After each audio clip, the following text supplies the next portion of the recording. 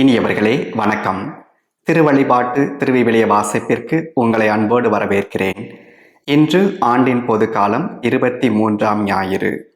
மற்றவரை வெற்றி கொள்தல் என்னும் தலைப்பில் இன்றைய நாள் வாசகங்களை நாம் புரிந்து கொள்வோம். 3 உருவகங்கள் அல்லது நிகழ்வுகளோடு நம்முடைய சிந்தனையை தொடங்குவோம். முதலில் தென்னை மரம் உருவகம்.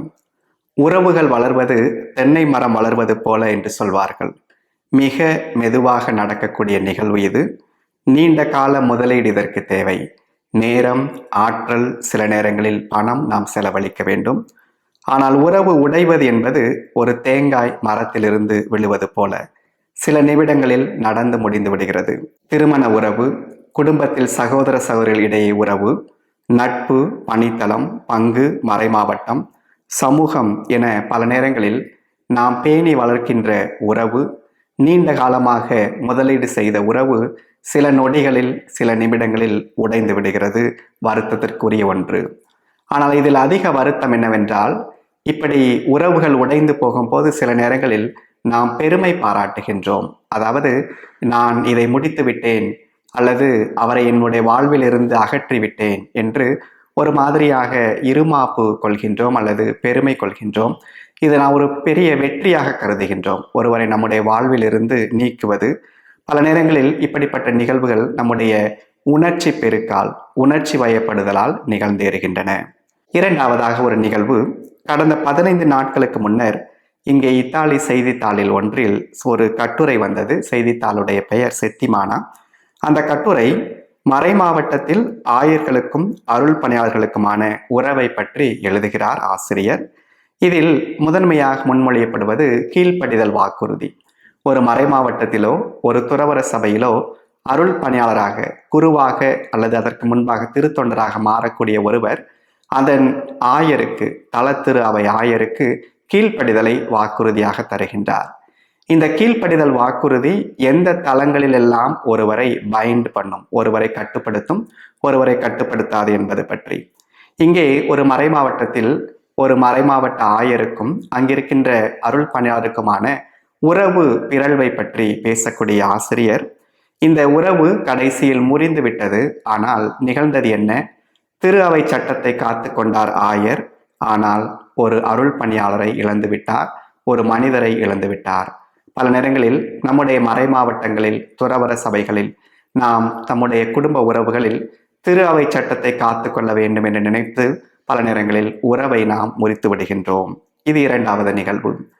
மூன்றாவதாக, திருமண உறவில் அதிகமாக இன்று பேசப்படக்கூடிய ஒரு சொல் விவாகரத்து அல்லது மனமுறிவு. இது ஒரு கடினமான சொல். ஏனென்றால் இந்த அனுபவம் பெற்றவர்களுக்கு தெரியும் இதனுடைய வலி. உணர்வுகள், காயங்கள் நிறைந்த ஒரு சொல் இது. மன்னிக்க முடியாத நிலையில், பிரமாணிக்கமின்மையில் சில நேரங்களில் நாம் மனமுறிவு அடைந்ததாக, விவாகரத்து பெற்றதாக நினைக்கின்றோம்.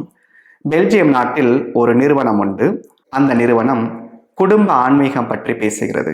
அவர்கள் அடிப்படையாக மனமுறிவு பெறக்கூடிய தம்பதியர்கள் அனைவருமே அவர்களை 9 மாத பயிற்சிக்கு அழைத்து அவர்களை மீண்டும் மன உறவுக்கு அனுமதிக்கிறார்கள். எப்படி என்றால், முதலாக அன்பு தொடங்கிய பொழுதை காண்பதற்கு அவர்களை ஊக்குவிக்கிறார்கள். மறுபடியும் அந்த அன்பை அவர்கள் தூண்டி எழுப்புகிறார்கள். இப்படியாக குடும்பம் காப்பாற்றப்படுகிறது. ஆப்பிரிக்க நாடு ஒன்றில் இப்படித்தான் விவாகரத்து கேட்டு வருபவர்கள் அவர்களுடைய திருமண உடையில் வர வேண்டும் என்ற ஒரு விதிமுறை உண்டு. இப்படியாக அந்த நாளை நினைவு கூர்ந்தால் அட்லீஸ்ட் அவர்கள் அந்த அன்பை மீண்டும் புதுப்பித்துக் கொள்வார்கள் என்று சட்டமும் பல நேரங்களில் முயற்சி செய்கின்றது. திரு அவை சட்டமும் அல்லது அரசு சட்டமும் நம்முடைய குடும்ப வாழ்வில் பிரச்சனைகளுக்கு துணை நிற்காது. பிரச்சனைகள் வரும்போது அந்த பிரச்சனைக்கான தீர்வை எட்டுவதற்கு உதவி செய்யுமே தவிர பிரச்சனைகள் நடந்து விடாமல் நம்மை காப்பாற்றி விடாது. அதே போல் நம்முடைய உறவினர்கள் திருமண நிகழ்வுக்கு வருவார்கள். ஆனால் திருமண வாழ்வை நாம் தான் அமைத்துக் கொள்ள வேண்டும். இப்படியாக தென்னை மர உருவகம், அருள் பணியாளர் ஆயர் உறவு, திருமணத்தில் உறவு, இந்த 3ஐ பின்புலமாக கொண்டு நம்முடைய சிந்தனைக்குள் நுழைவோம். மற்றவரை வெற்றி கொள்தல். ஸ்டீஃபன் கோவே என்ற மேலாண்மையியல் ஆசிரியர் த 7 Habits for highly effective people என்ற அந்த நூலில் திங்க் வின் வின், வெற்றி வெற்றி என யோசியுங்கள் என்கின்றார். இந்த வெற்றி வெற்றி என்று யோசிப்பதற்கு முன்பாக 3 பிறழ்வுகளை அவர் பட்டியலிடுகின்றார். அதாவது எனக்கு தோல்வி, உனக்கும் தோல்வி. எப்படி என்றால், எடுத்துக்காட்டாக 2 குழந்தைகள் இருக்கின்றன. ஒரு குழந்தையுடைய வாயில் மிட்டாய் இருக்கின்றது, இன்னொரு குழந்தை அந்த மிட்டாயை கேட்டு அழுகின்றது. இப்போ நம்மகிட்ட இருக்கிறது ஒரு மிட்டாய் தான். அந்த இன்னொரு குழந்தையுடைய அழுகையை நாம கட்டுப்படுத்த என்ன செய்ய வேண்டும்? மிட்டாய் சாப்பிட்டுக்கிட்டு இருக்கிற குழந்தைய வாயை திறந்து அந்த மிட்டாய் எடுத்து பிடுங்கி மண்ணில் போட்டுட்டா அந்த மற்ற குழந்தை சந்தோஷமாகும். அதாவது எனக்கும் கிடைக்கக்கூடாது, உனக்கும் கிடைக்கக்கூடாது. இது முதல் பிறழ்வு. 2வது பிறழ்வு, எனக்கு தோல்வி, உனக்கு வெற்றி. ஒரு டோர்மேட் போல, நம்ம வீட்டுக்கு வெளியில போட்டுக்கிற டோர்மேட், நம்ம டெய்லி அதில் மிதிச்சு வீட்டுக்குள்ள வர்றோம், வீட்டை விட்டு வெளியில போறோம். ஒரு 6 மாதம் கழித்து பார்த்தா அந்த டோர்மேட் வந்து கிழிஞ்சு போயிருக்கும். அதாவது டோர்மேட்டுக்கு அது ஒரு தோல்வி. ஆனால் நம்முடைய கால்களுக்கு வெற்றி, ஏன்னா நமக்கு தூய்மை கிடைக்கிறது. சில நேரங்களில் உறவுகள் அப்படிதான், நம்மை நாமே அழித்து கொண்டு மற்றவர்களுக்கு வெற்றி தர முயற்சி செய்கிறோம். 3வது பிறழ்வு, எனக்கு வெற்றி, உனக்கு தோல்வி. நம்ம சாலையில் போயிட்டு இருக்கிறோம். அப்போ ஒரு மனநிலை சரியில்லாத ஒரு கையில் ஒரு கல்லை வைத்துக்கொண்டு வரார் வைத்துக்கொள்வோம். திடீர்னு அவர் கல்லை நம்ம மேலே எரிந்து விடுகிறார். எரித்து விட்டு சிரிக்கிறார். அந்த சிரிக்கும்போது அது அவருக்கு வெற்றி, நமக்கு தோல்வி. இந்த 3மே பிறழ்வுகள். ஐடியலா என்ன இருக்க வேண்டும் என்று சொல்கிறார் என்றால், எனக்கும் வெற்றி, உனக்கும் வெற்றி. அதாவது முதிர்ச்சி பெற்ற மனிதர்களாக அறிவின் வழிகாட்டுதலில் வாழக்கூடிய நபர்தான் இப்படிப்பட்ட ஒரு அணுகுமுறையை பெற முடியும். முதலில் நற்செய்தி வாசகம், மத்தேயு அலகு 18, அருள் வாக்கியங்கள் 15 முதல் 20. மத்தேயு நற்செய்தியாளர் தன்னுடைய நற்செய்தியை 5 பேருரைகளாக வடிவமைக்கின்றார். விவிலியத்தின் 5 நூட்கள், தோரான் நூட்கள் போல. இதில் இன்றைய வாசக பகுதி குழும பேருரை அல்லது திரு அவை பேருரை, ஆங்கிலத்தில் கம்யூனிட்டி டிஸ்கோர்ஸ் அல்லது எக்லேசியாஸ்டிக்கல் டிஸ்கோர்ஸ் என்ற பகுதியிலிருந்து எடுக்கப்பட்டுள்ளது. குழுமங்களில் கூடி வாழ்வதில் பிரச்சனை வரும்போது அந்த பிரச்சனையை எப்படி எதிர்கொள்வது, அதற்கான விளக்கங்கள் தான் இந்த பகுதியில் தரப்படுகின்றன. நாம் தொடக்க திருச்சபையில் பார்க்கின்றோம், அவர்கள் ஒரே உள்ளமும் ஒரே உயிருமாயிருந்தார்கள். இது ஒரு ரொமான்டிசைஸ்ட் ஐடியல். இது எப்பவுமே இருந்தது என்றால் இல்லை. ஏனென்றால் தொடக்க திருச்சபையிலையும் ஒரு பிரச்சனை இருந்தது. என்னவென்றால், கிரேக்க மொழி பேசுவோர் தங்களுடைய கைம்பெண்கள் விருந்தில் சரியாக கவனிக்கப்படவில்லை என்று முணுமுணுக்கிறார்கள். அப்போ ஒரே உயிரும் ஒரே உள்ளமும் கொண்டிருப்பது பல நேரங்களில் சாத்தியம் இல்லை என்பது நமக்கு தெரிகிறது. ஏனென்றால் மனித ஈகோக்கள் இணைந்து வாழ்வது எளிதல்ல. இந்த நற்செய்தி பகுதிக்கு முந்தைய பகுதியை பார்க்கும் போது காணாமற் போன ஆடு எடுத்துக்காட்டை இயேசு தருகின்றார். இதற்கு பிந்தைய பகுதியில் மன்னிப்பு பற்றி பேதுரு கேள்வி கேட்கின்றார். இந்த 2க்கும் நடுவே உள்ளதுதான் இன்றைய நற்செய்தி வாசக பகுதி. உங்கள் சகோதரி ஒருவர் உங்களுக்கு எதிராக பாவம் செய்தால் என்று அறிவுரையை தொடங்குகிறார் இயேசு. அவர் பாவம் செய்தாலும் அவர் சகோதரி தான். அவர் நமக்கு அந்நியராக மாறிவிடுவதல்ல, பகையாளியாக, எதிரியாக மாறிவிடுவதல்ல. இதுதான் இந்த பாடத்தில் உள்ள ஒரு அழகான புரிதல். அவருக்காக நாம் செயல்பட வேண்டும். அதாவது நான் பாவம் செய்தேன் அதனால் நான் போறேன்கல்ல, அவர் எனக்கு எதிராக பாவம் செய்தார் என்றால் அவருடைய தளத்தில் நின்று இதை பார்த்து அவருடைய உறவுக்கு பொறுப்பேற்று நான் முன் வருவது.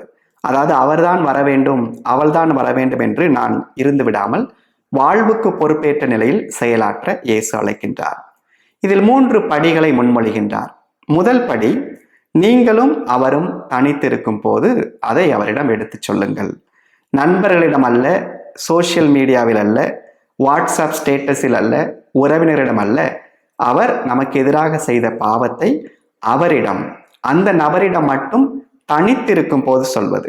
இப்படி சொல்லும்போது என்ன நடக்கும் என்றால், உண்மையை, அவருடைய மாண்பை, உறவை, ரகசியத்தன்மை நாம் காத்துக்கொள்ள முடியும். பல நேரங்களில் நம்ம யாருக்காவது உள்ள ஒரு பிரச்சனையை ஒரு வாட்ஸ்அப் ஸ்டேட்டஸ் வழியாக அவருக்கு சொல்ல நினைக்கிறோம்.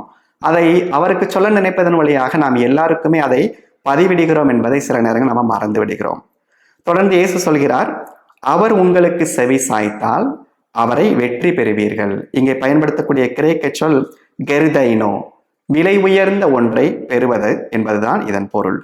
சகோதரர் என்பவர் வீழ்த்த வேண்டிய எதிரி அல்ல, மாறாக வெற்றி கொள்ளப்பட வேண்டியவர் என்பது இங்கே புரிகின்றது. அடுத்ததாக 2வது படி, அவர் ஒருவேளை தனிப்பட்டு இருக்கும் போது உங்களுக்கு செவி சாய்க்கவில்லை என்றால் என்ன நடக்கும்?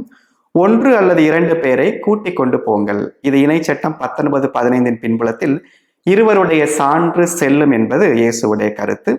இதைத்தான் இயேசுவும் இருவராக அனுப்புகிறார்.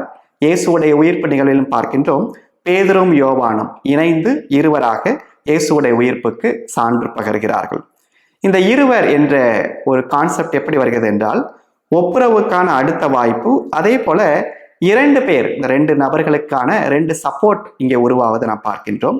ரெண்டு எக்ஸ்ட்ரீமை தவிர்க்க வேண்டும் என்று இயேசு அறிவுறுத்துகிறார். மௌனமாக இருப்பது, அனைவருக்கும் அறிவிப்பது. இதற்கு இடைப்பட்ட வழிதான் ரெண்டு பேரை அல்லது ஒருவரை எக்ஸ்ட்ரா கூட்டி கொண்டு போய் அவரோடு உரையாடுவது. மூன்றாவது படியாக திரு அவையிடம் சொல்லுங்கள், எக்லேசியா. இங்கே இதற்கு முந்தைய பகுதியில் பேதுருவின் மேல் கட்டப்பட்ட திருச்சபை என்ற பகுதியிலும் இயேசு இதே சொல்லை தான் பயன்படுத்துகின்றார், எக்லேசியா.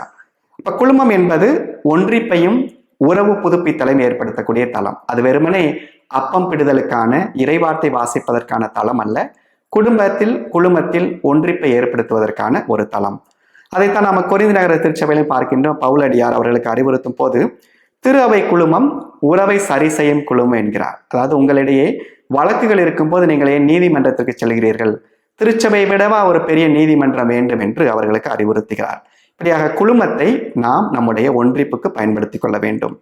இங்கே இயேசு தொடர்ந்து திருச்சபைக்கும் செவிசாய்க்காவிடில் அவர் உங்களுக்கு வேற்றினத்தவர் போலவும் வரி தண்டுபவர் போலவும் இருக்கட்டும் என்கிறார். அப்ப இங்கே திரு அவையுடைய குழுமத்தின் அதிகாரம் ஒரு பக்கம், இன்னொரு பக்கம் இந்த மத்தேயு குழுமத்துடைய பிரச்சனையாக பார்க்க வேண்டுமே தவிர வெறுப்புக்கான வாய்ப்பாக பார்க்கக்கூடாது. அதாவது இயேசுவே வெறுப்பை ஊக்குவித்தார் என்று நாம் சொல்ல முடியாது.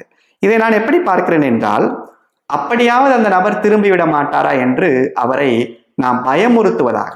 அதைத்தான் அகுஸ்தீனார், மாக்கியவெல்லி அவருடைய கருத்துக்கள் போல, அன்புக்கு பணியாதவர்கள் அச்சத்துக்கு பணிவார்கள். பல நேரங்கள் நம்முடைய வாழ்வையில நாம அன்பினால் வெற்றி கொள்ள முடியாது, சில நேரங்கள்ல அச்சத்தினால் வெற்றி கொள்ள முடியும். நம்முடைய குழந்தைகளுக்கு அன்பா நம்ம சில நேரங்களில் சொல்லி பார்ப்போம், அது நம்ம கேட்கவில்லை என்றால் அச்சத்துக்குரிய அவர்களுக்கு அச்சம் கொடுக்கும் போது சில நேரங்கள் அவர்கள் பணிந்து விடுவார்கள்.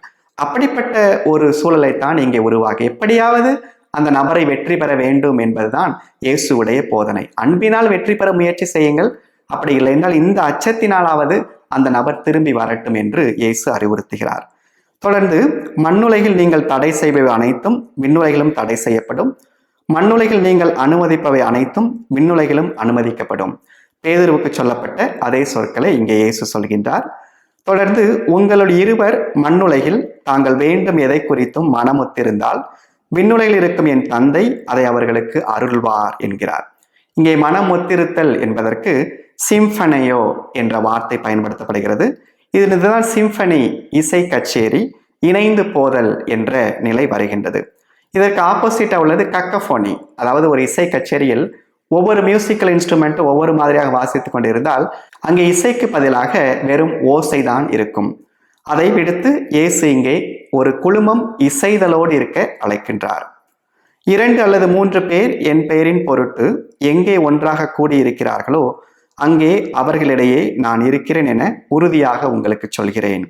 சகோதரர்கள் கூடி வாழ்வது எத்துணை நன்று என்று நாம் திருப்பாடல் 133 வாசிக்கின்றோம். இங்கே இயேசுவின் பெயர் முதன்மை பெறுகிறது. என்னால் இயேசுவுடைய விண்ணேற்றத்திற்கு பின்னர் இயேசுவுடைய பெயர் முதன்மையானதாக மாறுகிறது. திருத்தூர் பணிகள் நூலில் வாசிக்கின்றோம், இயேசுவின் பெயரே அவருக்கு நலம் தந்தது என்று பேதுரு அறிக்கையிடுகின்றார். இயேசுவின் பெயர் கூடி வருதல் என்பது பல நேரங்கள் நம்ம ஜெபக்கூட்டத்தை நாம் நினைவூட்டுவதாக, அல்லது ஒரு ஜெபக்கூட்டம், அன்பிய கூட்டம் தொடங்கும் போது இந்த வார்த்தைகளை சொல்லி நாம் ஜெபிக்கின்றோம். இது வெறுமனே ஜெபக்கூட்டத்தில் நாம் காணக்கூடிய ஒரு வழிபாடு சார்ந்த பிரசன்னம் அல்ல, ஒரு கல்டிக் பிரசன்னம் அல்ல, வாழ்வியல் சார்ந்த பிரசன்னம். அப்ப இயேசுவின் பெயர் எங்கெல்லாம் குழுமத்திலும் சொல்லப்படுகிறதோ அங்கே அவர் பிரசன்னமாக இருக்கின்றார். இப்படியாக ஒரு குழுமத்தில் ஒருவரை வெற்றி கொண்ட நபர் வழியாக குழுமத்தில் ஏற்படுத்தக்கூடிய இசைதல், அந்த இசைதலில் ஆண்டவராகிய கடவுளின் பிரசன்னம் என்பது நமக்கு இன்று நற்செய்தி வாசகத்தில் சொல்லப்படுகிறது. அடுத்ததாக முதல் வாசகம் எசேக்கியேல் அலகு 33 அருள் வாக்கியங்கள் 7 முதல் 9. மானிடா, நான் உன்னை இஸ்ராயல் வீட்டாருக்கு காவலாளியாக ஏற்படுத்தியுள்ளேன்.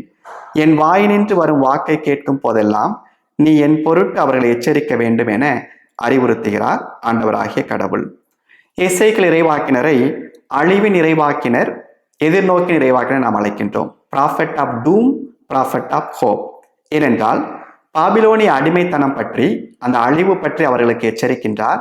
அதே வேளையில் அடிமைத்தனத்திற்கு பிற்பாடு அவர்கள் திரும்பி வருவார்கள் என்ற எதிர்நோக்கையும் தருகின்றார். இந்த எசேக்கியேல் 33 தான் எதிர்நோக்கு செய்தியின் தொடக்கமாக அமைகின்றது. இறைவாக்கினருக்காக பயன்படுத்தக்கூடிய ஒரு சொல்லோவியம் வாட்ச்மேன் அல்லது காவலர். ஒரு அரண் சூழ்ந்த நகரத்தில் வரக்கூடிய ஆபத்தை அறிவிப்பது, மக்களை எச்சரிப்பது வாட்ச்மேனுடைய வேலை. அவர் எச்சரித்தால் மட்டும் போதும், மக்கள் தங்களை பாதுகாத்துக் கொள்வார்கள். ஏனென்றால் தனிநபராக அவரால் ஆபத்தை தடுக்க இயலாது.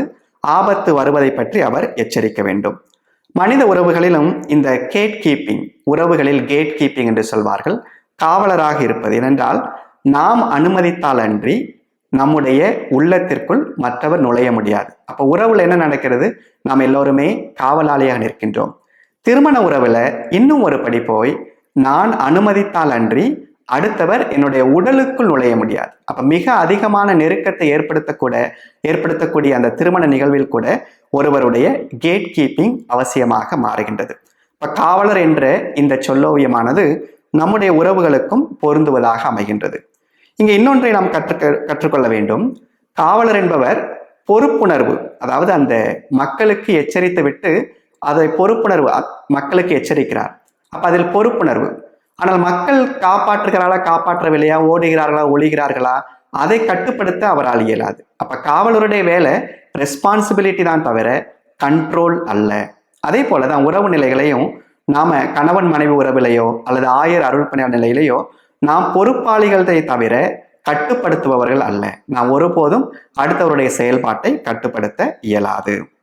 தொடர்ந்து ஆண்டவராகிய கடவுள் எசேக்கியேலிடம், அத்தீயோர் தம் வழியிலிருந்து திரும்பப்படி நீ அவர்களை எச்சரிக்காவிடில் அத்தீயோர் தம் குற்றத்திலேயே சாவர், ஆனால் அவர்களது இரத்தப்பழியை உன்மேல் சுமத்துவேன். ஒரு மிக கடினமான ஒரு வார்த்தையை கொண்டு எச்சரிக்கிறார் கடவுள். அதாவது இறைவாக்கு பணி நீ மற்றவர்களிடம் போய் சொல்ல வேண்டும், காவலர் அறிவிக்க வேண்டும். நான் மௌனமாக வைத்துக் கொள்ள வேண்டும் என்று நினைத்தால், கண்டுகொள்ளா தன்மையோடு இருந்தால், நாளை பார்த்துக்கலாம் என்று சோம்பேறித்தனமாக இருந்தால் அது எப்படியாக இருக்குமாம்? இரத்தப்பழியாக, அந்த நபருடைய அழிவுக்கு நாம் பொறுப்பாளியாக மாறுகிறோம். அதாவது ஆபேலுடைய இரத்தத்திற்கு ஆண்டவராகிய கடவுள் காயினிடம் இரத்தப்பழி சுமத்தியது போல, கடவுள் உறவு நிலைகளிலும் நாம் பொறுப்பற்ற நிலையில் இருந்தால் நம்மேல் இரத்தப்பழியை சுமத்துவார்.